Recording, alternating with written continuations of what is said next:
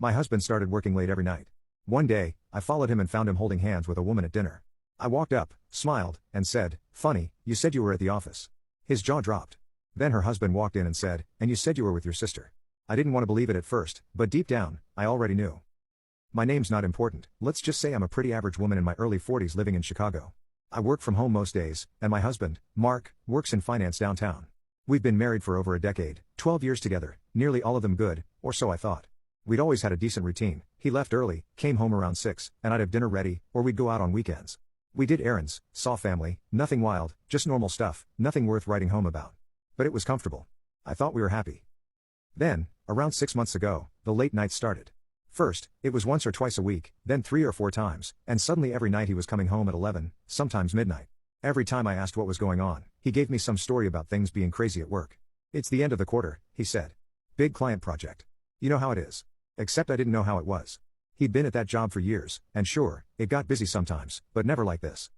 And it wasn't just the late nights. He started carrying his phone everywhere, phone on the sink, phone in the trash, phone in his hand. Once, I caught him reading something on it, smiling like an idiot. I asked what was so funny, and he locked the screen and said, "Just a meme." Then he left the room. Another thing he started doing was dressing up more, ironed shirts, shined shoes, cologne, the good stuff I bought him for our anniversary that he used to only spray on for weddings or job interviews. And now he was wearing it on random Tuesday nights to sit at his desk until midnight. I might not be the smartest woman alive, but I'm not stupid. Still, I waited. I watched. I let it build up until I couldn't keep pretending nothing was wrong. Then, one Thursday, he kissed me goodbye at 6 p.m. sharp and left the house, leaving his top bag over his shoulder. "Probably going to be a late one," he said. "Don't wait up." I told him I wouldn't. 5 minutes later, I grabbed my keys. I wasn't sure what I expected. Part of me thought maybe I was being dramatic, like I'd follow him and feel stupid when he actually was working. But of course, that's not what happened. He drove straight downtown, parked in one of those overpriced garages near River North, and walked right into a steakhouse. I parked nearby and sat in my car, watching from across the street. 10 minutes later, I saw her, blonde, tall, expensive looking, you know the type. They hugged when she walked in, not a "hey, good to see you" hug. It was the kind of hug where his hand stayed on her lower back just a little too long. They laughed and touched and sat across from each other in one of those small corner booths that look romantic unless you're watching your husband sit in one with someone who isn't you. I stayed in my car for about an hour, just watching through the window like some rejected extra from a bad movie. At one point, he fed her a piece of steak off his fork. I actually laughed, real laughed. There's something so weird about seeing it with your own eyes. It didn't feel real, but it was. I drove home shaking the whole way.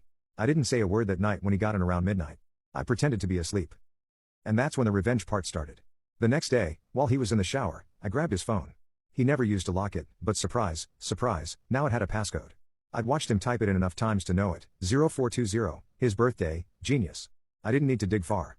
The first text thread at the top was with someone named D.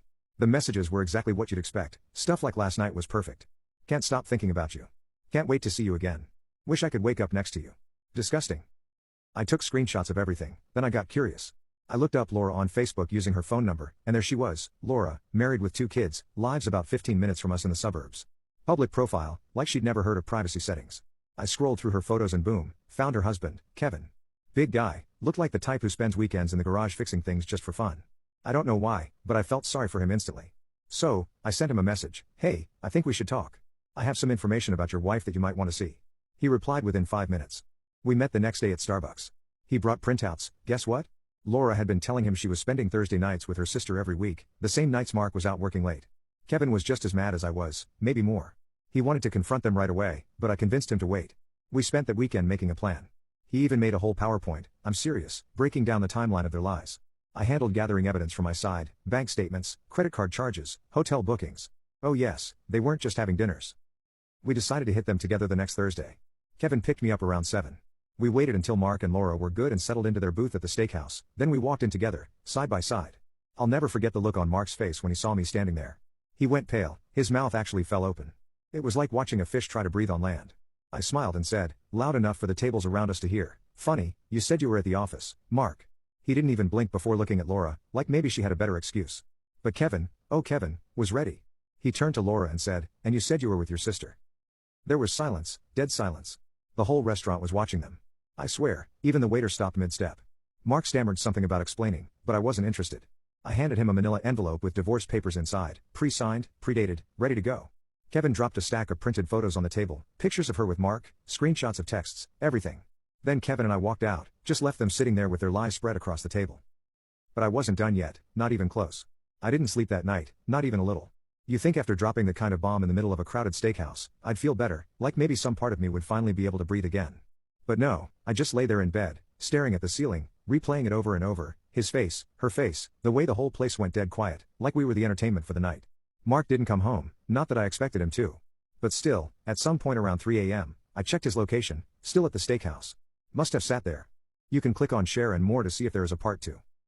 For hours, he was probably trying to spin some excuse to Laura, who was probably just as screwed as he was. But here's the thing, no one really talks about what happens when you blow up someone's life like that. It doesn't just stay messy for them, it spills all over yours too. The next morning, I woke up to over 30 calls and texts from Mark, all the usual garbage. Please talk to me, it's not what it looked like, I made a mistake, let's work through this. Work through what exactly? The fact that you've been sneaking around with a married woman for half a year? It wasn't just him, Laura had messaged me too, somehow making me the problem in her little fairy tale. You didn't have to embarrass us like that, she said. Oh, us, like she and I were on the same team now, like I should have just kept my mouth shut so she could keep playing happy family while crawling into bed with my husband. But that's when things really started getting messy. Kevin called me that afternoon. You're not going to believe this, he said. It turned out Laura had kicked him out of their house. Yep, the same woman who got caught red-handed sitting at a table with my husband decided that he was the problem. She said I betrayed her by helping you, he told me. I'm staying at my brother's, he added. You think that would be the worst of it, but no. By Sunday, Mark's job called me. Someone from HR apparently had discovered that Mark had been using his company credit card to cover some of these little dates, dinners, hotel rooms, Ubers, all of it flagged after someone, I wonder who, sent them a nice tidy email with attachments. I didn't do it, I wish I could say I did, but it wasn't me. Kevin swore it wasn't him either, so who else would want to burn it all down? Laura, I guess. She figured if her life was going up in flames, his might as well too. When Mark finally showed his face at home, it was like looking at a shell of the man I married. The suit was wrinkled, his hair was a mess, and his eyes were red like he hadn't slept in days. I didn't even bother standing up from the couch. Why are you here? I asked. It's still my house, he said, like that meant something, like we were still playing the same game. I left, I couldn't help it, it just came out. Not for long, and then he tried to spin it, tried to tell me Laura wasn't important, that it was just a distraction, that he'd been feeling distant from me and work was stressful, and we weren't connecting, and blah blah blah. I cut him off. You used our money, I said. You know that, right? That's when his face changed, like it was finally dawning on him that this wasn't just about feelings, this was going to hurt in ways he hadn't planned for. Divorce isn't cheap, especially when you've been spending marital assets on your girlfriend. I didn't yell, I didn't throw anything. I just told him to pack a bag and get out. And I thought that would be it, but no. Mark and Laura weren't just having some fling, they had been planning something. I found out later they were talking about moving in together, about getting rid of the dead weight, meaning me and Kevin. They were joking about how easy the divorce would be, how they'd be free by summer. Except now Laura was pissed at Mark for getting caught, and Mark was pissed at Laura for blowing up his life. And me? I was right in the middle of their little war. A week later, I came home to find my car with big, deep scratches down the side, like someone really took their time with it. The security camera at the front door caught part of it. You could see the top of someone's blonde head walking back to a silver SUV, real subtle. I sent the video to Kevin, he confirmed it was the same car, same plates, same everything. Want me to call the cops? He asked. I thought about it, I really did, but honestly, no. Calling the cops is just paperwork. Maybe what I wanted was worse, because if Laura wanted to play dirty, I could get dirty. And if Mark thought losing his job was the end of his problems, I hadn't even started. This wasn't just about them cheating anymore, now it was about making sure neither of them ever got what they wanted. And I had a plan. I decided to stay quiet for a bit, let them think I was done, let them sit in the mess they made, thinking the worst had already happened. That's the thing, people like them never understand that sometimes silence is the warning. While Mark scrambled to keep his job, Laura was suddenly blasting her life all over Facebook, like nothing had happened, posting pictures of her kids baking cookies, inspirational quotes about moving forward, pretending she wasn't sneaking out at night to slash up my car. I didn't respond, I just watched, because people like that always slip up. You give them a little rope, and they hang themselves. And sure enough, a week later, Kevin called me again. You need to see this, he said. Laura had filed a restraining order against him, said he was harassing her, the same man who'd been sleeping on his brother's couch, barely leaving the house. Now he was supposedly stalking her, showing up at her work, threatening her, all lies, pure fiction. But she filed it anyway, she was trying to control the story, make herself the victim. And I knew exactly why. Kevin told me she'd already emptied half their joint accounts, cleared out the savings, took the kids, and moved into some rental house, acting like she was running from danger. And Mark?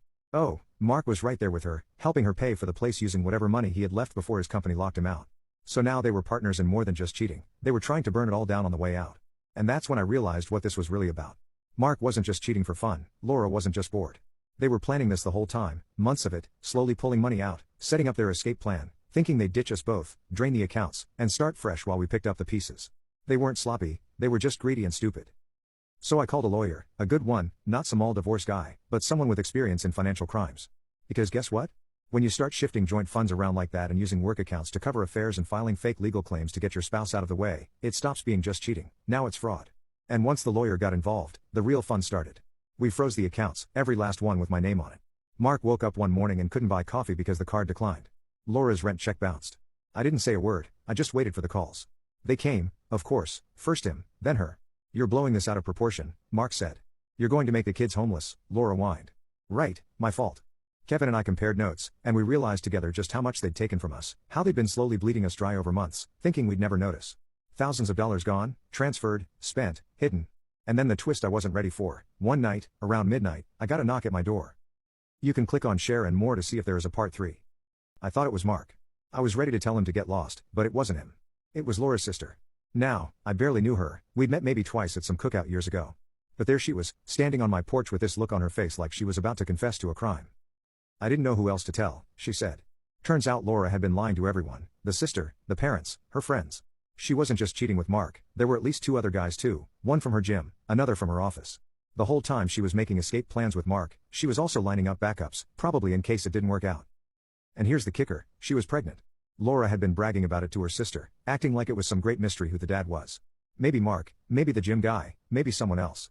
She thought it was hilarious, like it was some kind of power move. So while Mark was sitting there thinking he'd found his perfect new life, Laura was laughing behind his back, spending his money, lying to him just like she'd been lying to everyone else. I couldn't decide if I was more furious or impressed. The level of chaos, the sheer disrespect, like these two thought they were the smartest people in the world, and instead they were setting themselves on fire while the rest of us watched. And now, knowing all this, I had choices to make. I could blow up Laura's life completely, call Mark, tell him about the other guys, the baby, make sure he knew exactly how stupid he looked, watch him crash and burn and take her down with him. Or I could wait, let her keep digging the hole deeper, let her keep spending money she didn't have, let her keep lying. Because the longer she ran her little games, the worse it would get. Mark was already under investigation at work, was pushing back on the restraining order with proof it was fake, the accounts were frozen, the money was gone. The story was unraveling, and I knew without a doubt that they hadn't even hit the worst part yet. They thought I was finished, but I was just getting started. It all came to a head on a Tuesday night. Rain pouring down like some cliché movie scene, and of course Mark decided that was the perfect moment to show up uninvited. I was sitting on the couch with Tucker, scrolling through Laura's latest pathetic attempt at acting like her life wasn't falling apart, when I heard the knock. I opened the door just enough to see his face. He looked worse than the last time I'd seen him, worn down, like whatever fantasy he'd been chasing had chewed him up and spit him out. I could smell the beer on his breath before he said a word. "We need to talk," he said, eyes pleading. "Please." I should have slammed the door. Instead, I stepped aside and let him in. Maybe because I wanted to hear him finally say it out loud. Maybe because I wanted him to squirm. Probably both. He sat on the edge of the couch, elbows on his knees, hands rubbing his face. I stayed standing, watching, waiting. "She's pregnant," he finally blurted out, like it hurt to even form the words. I didn't flinch. "Yeah, I know that." That got his head to snap up. "You know? Her sister told me. Might not even be yours." He looked like someone kicked him in the stomach. I thought he might actually throw up right there on the rug. "I left her," he said quietly. "She was just using me. I see it now." I laughed, loud, sharp. I couldn't stop it. "You just now figured that out? After wrecking our marriage, draining our accounts, humiliating me, and helping her screw over Kevin? Now it clicks?" "I'm sorry." 2 words. That's all he had left. After all the mess, after the lies, the gaslighting, the late nights, the stolen money, the endless betrayal, that was all he brought. And before I could even reply, headlights flashed across the window. Another car pulling into my driveway. Kevin. I didn't invite him. He didn't text. But there he was, stepping out of his truck, looking like a man ready for war. He saw Mark through the window, nodded once, like this was exactly the moment he'd been waiting for. The knock was harder this time. I opened the door before he could break it down. "We need to settle this," Kevin said, pushing past me into the room. Now it was the 3 of us, me standing, Mark sitting, Kevin pacing like he wanted to punch something but was just barely holding himself together. "You want to explain to both of us why Laura drained my accounts and filed fake charges while you funded her getaway?" Kevin shot at Mark, pointing a finger so close I thought he might jab his eye out.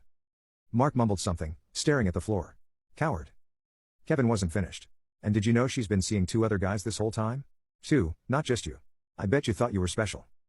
Mark blinked. "What?" "Oh yeah," I said. "Your little soulmate's been real busy. Congratulations." Mark's mouth opened like he had something to say, but nothing came out. Just air. Then out of nowhere, he tried to blame me. "You froze the accounts. That's why she took the money. You trapped us." "That did it." Kevin slammed his fist on the table so hard the dog barked from the other room. "Don't you dare put this on her." Mark finally snapped. "You don't understand what it was like. I was miserable. We were stuck in the same routine for years. I just wanted to feel alive again." I shook my head. "So you picked her? You destroyed everything we built for some cheap thrill? For someone who saw you as a walking ATM? Mark stood up, pacing like he was trying to outrun the words hanging in the room. She made me feel important. You know what's important? Kevin cut in. Family. Loyalty. Being able to look at yourself in the mirror. You threw all that away for nothing. The room went quiet after that. Just rain hitting the windows and 3 people who realized they'd never get back the lives they had before this mess. Mark left without another word, just walked out into the rain and drove off. I sat down on the couch and finally let myself feel it. Not sadness, not exactly. Anger either. Just empty, like there was nothing left to give. Kevin sat across from me. We did the right thing, he said. Doesn't feel like it. He shrugged. Give it time. Over the next few weeks, things fell apart fast for them. Laura's lies caught up. Kevin fought the restraining order and got it thrown out.